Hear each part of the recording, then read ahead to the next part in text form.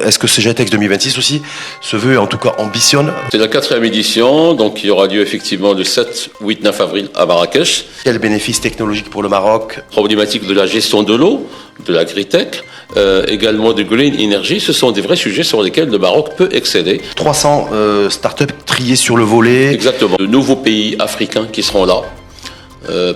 Beaucoup de ministres africains qui seront là également. Parce que notre rôle, c'est de connecter le public, le privé et les investisseurs. Au travers de cette 4e édition, d'avoir une ouverture beaucoup plus ouverte sur l'environnement extérieur, surtout au niveau du business, de l'investissement, pour faire en sorte que l'intelligence artificielle progresse et se développe sur l'ensemble du continent. C'est important pour développer donc l'innovation, mais le nerf de guerre aussi également, c'est le business. Est-ce que précédemment, vous avez de la data, parce qu'on est dans le monde technologique, donc le monde de la data, de deals qui ont été signés, j'allais dire, grâce absolument, pendant absolument. les éditions précédentes du GITEX. 7e sens, votre format de débat hebdomadaire dédié à donner du sens au sens avec, là aussi, un invité sensé, Cheikh Bachoul. Merci d'avoir accepté notre invitation au débat. Merci. Cheikh Bachoul, je rappelle, représentant officiel DG Count International, organisateur du GITEX Africa au Maroc le 7, 8 et 9 avril prochain, semaine prochaine, 4e édition, GITEX 2026. La question, l'interrogation de ce débat, quel bénéfice technologique pour le Maroc, compte tenu que c'est la 4e édition, compte tenu qu'il y a cette édition et cet événement confirme son espace et sa place et son rayonnement technologique au niveau du continent, mais en même temps la question qu'on se pose c'est qu'est-ce que le Maroc peut en tirer, mais peut-être démarrer par on a un contexte un peu particulier avec ce qui se passe à travers le monde, le GITEX 2026, dans quel contexte et les éléments de contexte de cette édition et cette 4e édition. Alors, c'est la 4e édition, donc il y aura lieu effectivement le 7, 8, 9 avril à Marrakech. Ça sera une belle édition parce que on a pas mal de bonnes nouvelles. Premièrement, donc, de nouveaux pays africains qui seront là. Beaucoup de ministres africains qui seront là également. Des pays qui n'étaient pas présents par un pavillon sont présents par un pavillon. Donc, comme par exemple la Tunisie, c'est la première fois, je crois, qu'ils prennent un pavillon. Le Sénégal est présent en force, la Côte d'Ivoire, le Nigeria, le Ghana. Donc, le ministre de Ghana, donc j'ai eu la confirmation pas plus tard qu'il y a quelques jours. Il sera là également donc à GITEX Africa. Donc, je crois qu'on s'attend à 6-7 ministres africains qui seront là. Bref, donc ça va être une belle édition. Il y a la ministre française de l'IA qui a confirmé qu'elle va être là. Surtout, des délégations importantes africaines et européennes qui vont être là. Une présence internationale très très forte, beaucoup plus importante qu'en 2023, 2024 et 2025. C'est-à-dire une édition 2026 où il y aura plus de décideurs politiques, c'est ça en fait, du continent, business et politique, parce que notre rôle c'est de connecter le public, le privé et les investisseurs.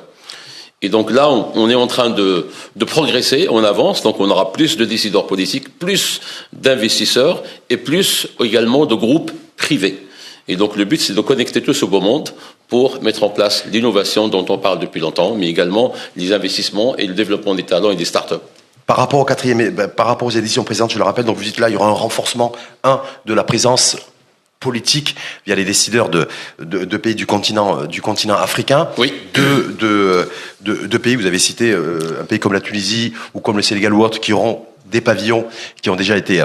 Oui, le Ghana, le Nigeria, tous ces pays-là seront présents en force. Est-ce que ça veut dire que c'est une africanisation plus conséquente, importante du GITEX? Tout à fait. Donc c'est l'esprit de GITEX Africa. C'est l'africanisation, la coopération sud-sud, mais également tout en liant, donc en mettant en place un pont entre l'Afrique et l'international, c'est-à-dire déjà premièrement l'Europe, et puis les États-Unis, le Canada et le reste du monde, bien sûr. Parce qu'on voit bien qu'effectivement, ce qui est au centre, en tout cas la centralité, c'est tous les enjeux, les défis en matière d'intelligence artificielle et intelligence artificielle générative, des secteurs aussi industriels où effectivement aujourd'hui, où la technologie et l'IA occupent de plus en plus de place et devraient occuper de plus en plus d'espace. Est-ce que Valeurs aujourd'hui, il y a aussi prévu des connexions, des interconnexions au travers des deals? Parce que je rappelle que c'est un événement qui est orienté business, C'est pas du B2B, mais pas loin. Mais en même temps, se dire voilà, est-ce qu'aujourd'hui, quand on voit effectivement la progression, la dynamique de l'intelligence artificielle qu'on présente sans aucun horizon et sans aucune frontière, est-ce que là-dessus, il y aura un focus beaucoup plus marqué sur des deals, sur des investisseurs privés qui seront là, africains. Quand on est marocain, on est également africain, mais voilà, mais c'est vraiment sur du deal pour faire progresser l'intelligence artificielle sur le continent. C'est l'objectif. L'objectif de l'événement, c'est le développement de l'intelligence artificielle, bien sûr, mais pas que. Donc cybersécurité, donc il y aura une zone aussi dédiée pour le cloud data center, ce qui n'était pas le cas l'année dernière, parce qu'on a le Morocco Digital 2030, donc il y a un vrai besoin en termes d'infrastructure. Plusieurs pays africains, ils ont affiché leur feuille de route pour l'infrastructure digitale, pour la transformation de l'État au niveau digital, le développement de l'économie numérique. Donc il y a une demande très importante, très très forte en termes de cloud, de data center, de l'intelligence artificielle en termes de use case et de la connectivité, sans oublier la connectivité.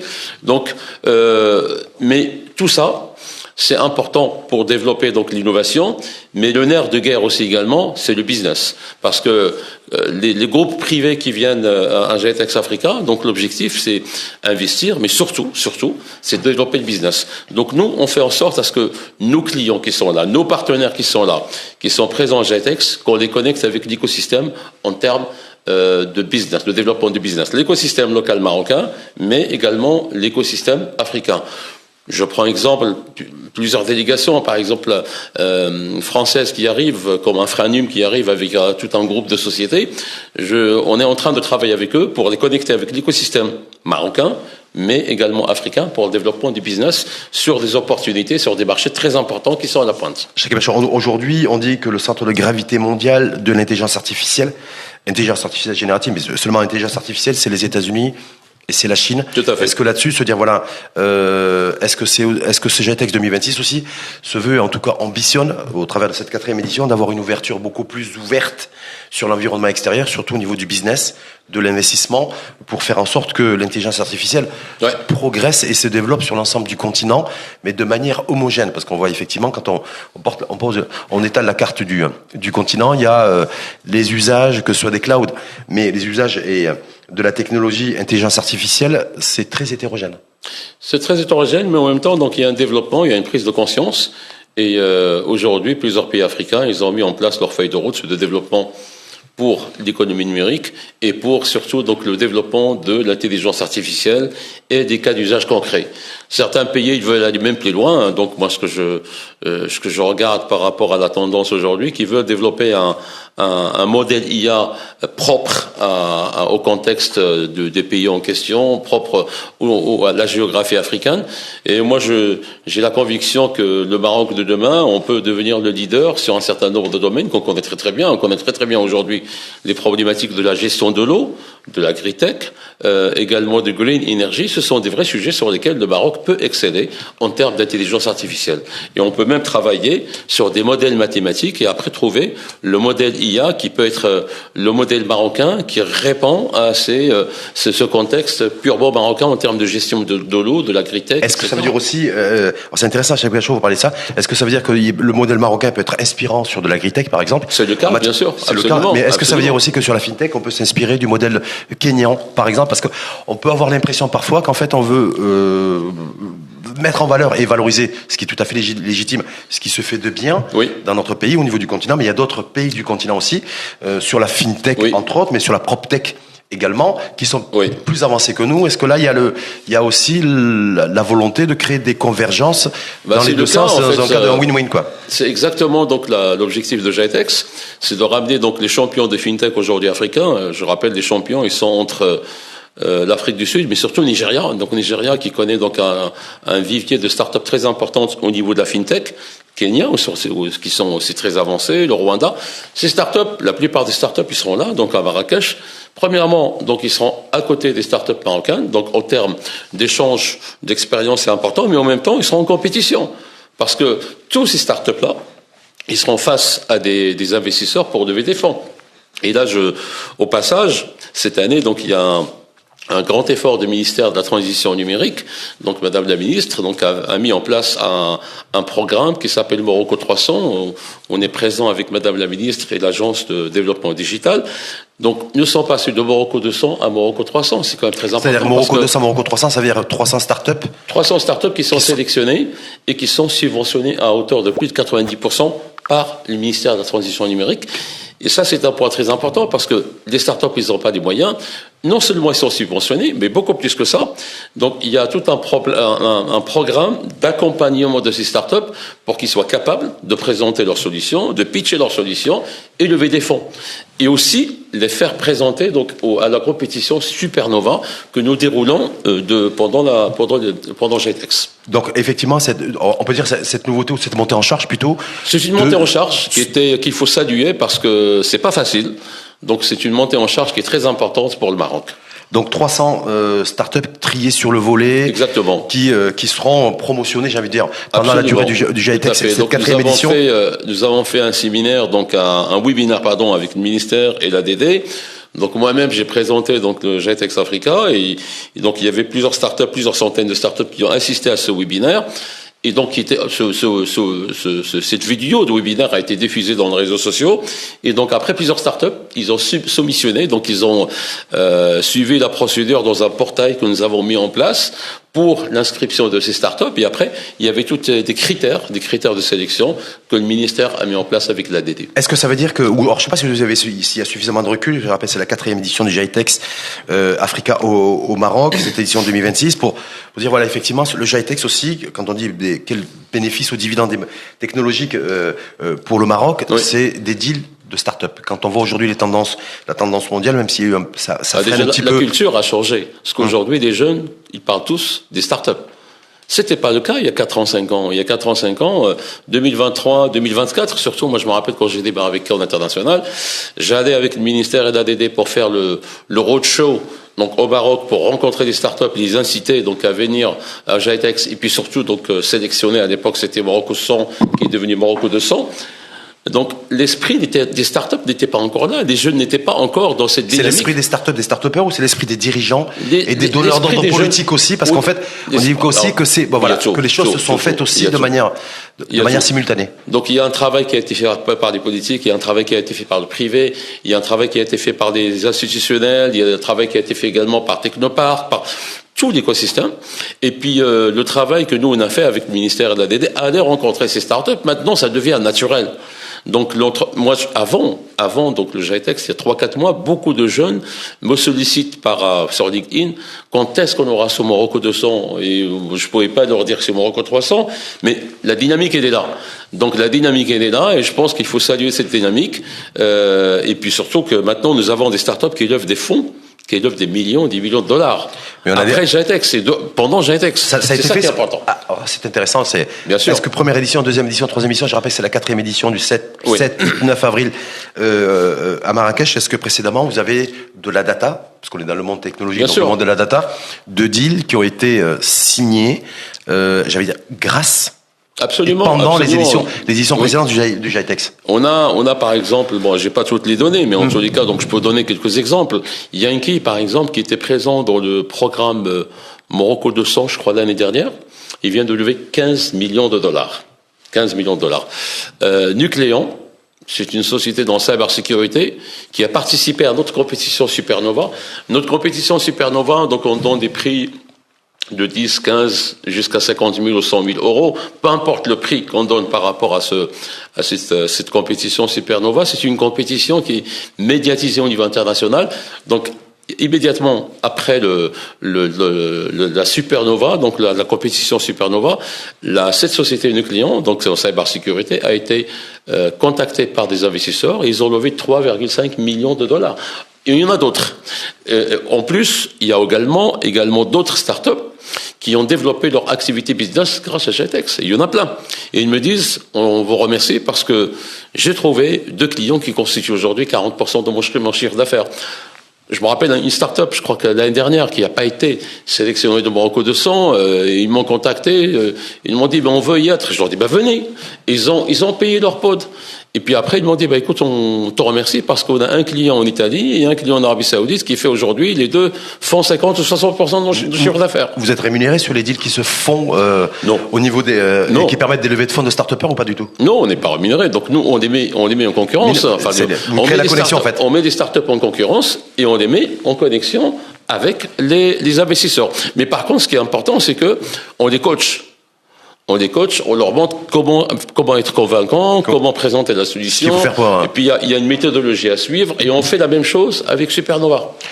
Donc le but pour nous, c'est que il y a cette dynamique de développement de l'économie numérique, mais pas que ça, mais également les clients qui exposent, les grands groupes ou les PME qui exposent, qu'ils soient effectivement contents parce qu'ils peuvent trouver des opportunités business.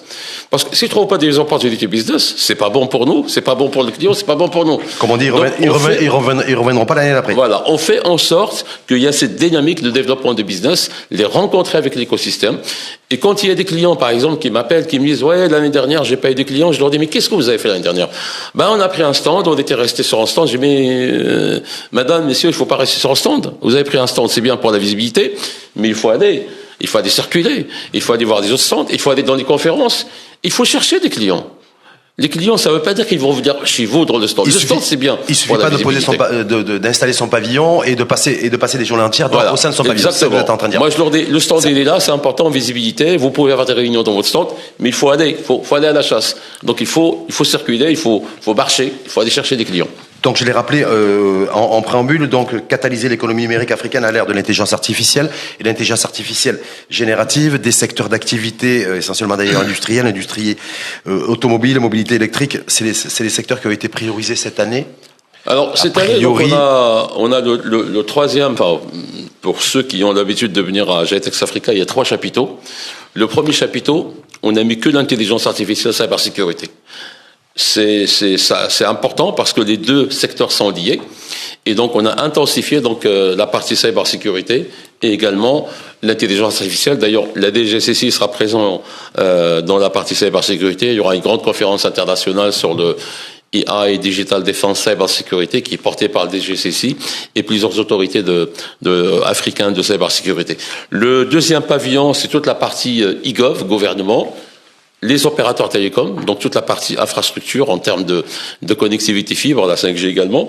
Et puis nous avons rajouté une zone qui n'existait pas avant, qui s'appelle Cloud Data Center parce qu'il y a un vrai besoin. Et le troisième chapiteau, au fond, ce sont les startups. On sera cette année, je crois, à 850 ou 900 startups. Donc j'ai pas encore des chiffres. Africaines, internationales. Internationales. Sur des startups, sur les 850, il y aura au moins 400 startups marocaines. Sur ces 400 startups marocaines, il y a des 300 qui sont subventionnés par le ministère de la Transition numérique. Et à côté de ces startups, donc on a mis des secteurs verticaux qui sont spécifiques pour le contexte marocain et africain. Le premier, c'est mobilité.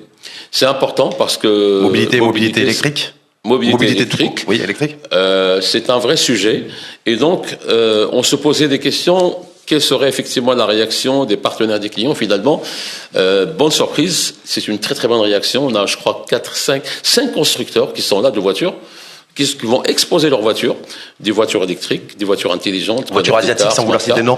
Est-ce que c'est parce qu'on l'a vu? Il y aura des voitures asiatiques, mais américaines aussi. Dans notre pays, on l'a vu aujourd'hui, a fait une croissance en tout cas d'installation de distributeurs. Il y aura 4-5 marques asiatiques. Et une grande marque américaine sur place, avec des voitures qui sont exposées sur place. Mais ce qui est important, c'est à côté de ces voitures, donc on a mis tout l'écosystème de la mobilité, c'est-à-dire des solutions sur la géolocalisation, des solutions sur le fleet management, la gestion des trafics, des solutions de service delivery également. Donc tout ce beau monde sera là dans l'écosystème de la mobilité, qui aujourd'hui a un vrai sujet. Et qui va cohabiter avec l'écosystème start-up, si j'ai bien compris, c'est ça? Et il y aura des start-up aussi dans la mobilité. Donc ça, c'est quand vous rentrez troisième chapiteau, il y aura la partie mobilité. À côté, il y a la partie banking finance. Est-ce que, en tout cas pour les enjeux des startups internationales, qui, vous le disiez, il y aura à peu près autour de 900, dont 400 qui sont les startups marocaines, oui, et dont 300, si j'ai bien retenu ma leçon, soutenues financièrement par le ministère de la transition. Oui. numérique. Est-ce que là, il y a un enjeu de transfert de savoir? Parce que je crois savoir, sans vouloir faire de jeu de mots, que ces marques de distributeurs, qu'elles soient asiatiques ou il y aura une marque distributeur américaine, c'est qu'ils ont déjà la maîtrise de la technologie, la maîtrise de l'intelligence artificielle et la maîtrise des solutions innovantes. Est-ce que là, il y a un enjeu de transfert d'expertise et de savoir technologique entre les startups marocaines et ces marques distributeurs automobiles? Alors, ce qui est prévu déjà premièrement, c'est un programme de contenu très chargé pendant 3 jours. Et on va couvrir tous les secteurs que je viens de citer, y compris des secteurs que j'ai pas cités. Banking Finance, par exemple. Banking, c'est important. C'est la première édition où nous aurons pratiquement toutes les banques marocaines sont présentes, exposant. C'est la première année où on aura Atijari qui expose avec Wafa Salaf, également CIH ils sont là, Crédit Agricole sont là, la BCP qui sont là également, ils exposent, Crédit du Maroc, Badid Bank également, Saham Bank qui sont présents avec un programme de sponsoring sur la cybersécurité finance pour des startups. Bref, on a une forte présence et je le remercie d'ailleurs de soutenir cette idée de développer donc le Future Banking Finance au sein de GITEX. Donc ils ont cru à cette idée, ils sont là et on va travailler main dans la main pour développer ce secteur. Mais ce qui est important, vous parlez du FinTech, il y aura également une présence très importante de Morocco FinTech Center à côté de la Banque centrale. Donc tout ça. Est-ce qu'il y aura des leaders de la fintech start-up africaine? Parce que je rappelle il y aura des start-up. Parce que les Big Four, Égypte, Afrique du Sud, Kenya, ils seront là. Ils seront là aussi parce que je pense qu'il y a aussi un échange de transfert de savoir. Mais il y a également des start-up maintenant fintech qui se développent au Maroc, des start-up dans le paiement. Aujourd'hui, qui se développent, à fait, au Maroc, qui seront là. Et puis des grandes sociétés que vous connaissez, sans citer leur nom, qui existent depuis pas mal d'années, qui représentent le Maroc à l'échelle internationale dans le paiement. Dernière question, Chakib Achour. On est à, on va dire, quelques jours à J-6, à peu près. Oui. J-7. Est-ce que pression particulière par rapport à cette édition 2026? Écoutez, ce qui est important, c'est qu'on a mis le focus sur des sujets qui sont importants. Par exemple, le développement d'infrastructures, c'est un vrai sujet, puisqu'aujourd'hui, on a Morocco Digital 2030. C'est le cas de plusieurs pays, donc il faut qu'il y ait un vrai développement des data centers. Il faut qu'on avance, parce que je rappelle aujourd'hui, moins de 2% des données au niveau mondial sont hébergées en Afrique. Donc on a encore beaucoup de travail à faire. Plus de 75% de la population africaine n'a pas accès à la connectivité. Donc ça, ce sont des vrais problèmes. Et également, aujourd'hui, donc ce qu'on met en place, ce sont ces sujets verticaux aujourd'hui, qui sont vraiment spécifiques pour l'Afrique et le Maroc. On a parlé de la mobilité, on a parlé de fintech, il y a aussi l'agritech qui sera présent. Il y a un autre secteur aussi qui sera présent qui en force, c'est Flex EduTech, c'est le Future of Work, le futur de l'éducation, Smart Education. Donc on a la partie EduTech, la partie agritech qui sera présent. Tout ça, ce sont des secteurs qui sont très importants pour le contexte marocain et africain. Édition 2026, je rappelle, GITEX Africa au Maroc, 7, 8, 9 avril, vous changez pas, c'est toujours à Marrakech. Toujours à Marrakech, donc c'est la capitale de l'innovation pendant 3 jours. On a une fenêtre qui va être ouverte sur l'innovation pendant 3 jours à partir de Marrakech. Capitale technologique du Maroc ou capitale technologique de l'Afrique pendant ces 3 jours? De l'Afrique, mais même mondiale. Donc vous pouvez dire aujourd'hui, pendant cet événement-là, donc il y a quand même, si on regarde avec les visiteurs, il y a plus de 140 pays. Plus de 140 pays. Les exposants qui sont là, ils viennent de plus de 70 pays. Vous êtes à peu près 1500 exposants, je crois savoir. Donc, on est à peu près à 1700 exposants. 1700 exposants. Donc, c'est un événement africain, mais avec une ouverture sur le monde, à partir de l'Afrique, le monde de l'innovation. Merci infiniment à vous, Chakib Achour. Je rappelle, représentant officiel DG Count, international organisateur du GITEX Africa, Morocco, 7, 8, 9 avril à Marrakech. Merci à vous. Bienvenue. Merci. À suivre sur la chaîne l'ODJ TV et à réécouter sur R212, la web radio des Marocains du monde.